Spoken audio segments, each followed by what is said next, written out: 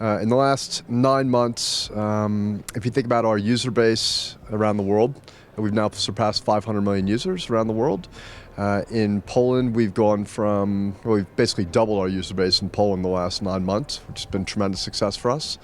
On the product development side, we've launched a series of products to our users, such as Facebook Places, our credits platform for the developer community to allow users to buy products and services from our developers. We've launched a whole new series of analytics for our advertising community. We've had a pretty exciting 9 months, actually. So the Central and Eastern European market, again, has outpaced the rest of the world in terms of its growth. So we're up around 150% in that market across the region in the last 12 months, which is phenomenal growth for us.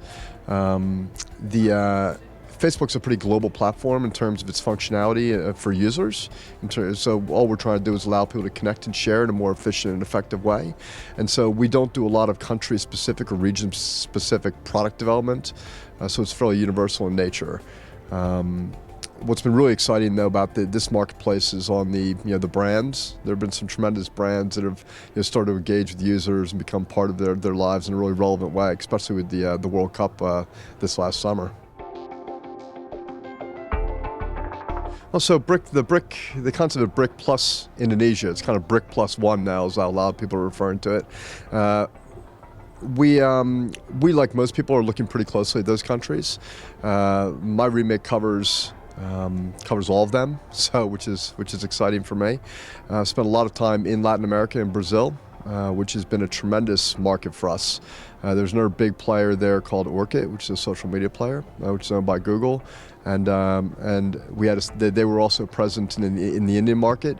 We passed them in India this summer, and we're making tremendous strides, and our growth rates are right where we want them to be in Brazil. Russia, we're starting to see some real acceleration in the Russian market, and China right now, unfortunately, Facebook's not available, or it's difficult to access Facebook from China for our users that want to, but we'll see. So we launched Places in the US market this summer. And Places, in essence, allows you to check in from a geolocation perspective and to tag friends and add all the social elements you'd expect from Facebook. We launched it in the US and in the UK. We're now in France, Germany. We launched in Japan. So we're doing country-specific launches around the world. I would expect we'd have Places across the Central and Eastern European market by early next year, so probably Q1 of 2011. So a couple, I'll qualify it because we as a company, and most of the people in the company have seen the movie. I have not. I've been on airplanes around the world, so I literally haven't been on the ground long enough to go to the movie theater and watch it. Most people that have seen it, and just about every one of my friends and family comes up to me and asks, "So what did you think?" And I have to keep going, "I haven't seen it." I think it is what it is, which is a Hollywood depiction of a social network being created. Mark always kind of laughs and says, "Wow, if only my life were so interesting." He said the reality is we spent the last 6 years of our lives coding, and it's not nearly as interesting. But Hollywood, to its own admission, had to add some elements to make it a little more interesting. So I think that right now, up until now, we've been the mass majority of our revenues come from advertising. We do look at multiple revenue streams, but we're not obsessed with that. For us, it's around if we can add value into the ecosystem in a relevant way, and we could play a role there, then that's a good thing. So we don't wake up every morning and figure out how we can make more money at Facebook. We focus much more on how do we actually build better products for our users.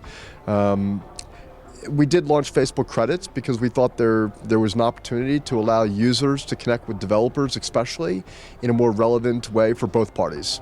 So to make it a little bit more, to make the microtransaction functionality a little bit more usable and seamless. So that was the the genesis of Facebook credits. Will that be a significant revenue stream for the company? Yeah, we'll see over time. I mean, we have to be able to play a role. So we're not the kind of company that will all of a sudden impose itself into a market. We'd much rather say there's value and we could play a role, and that's our priority.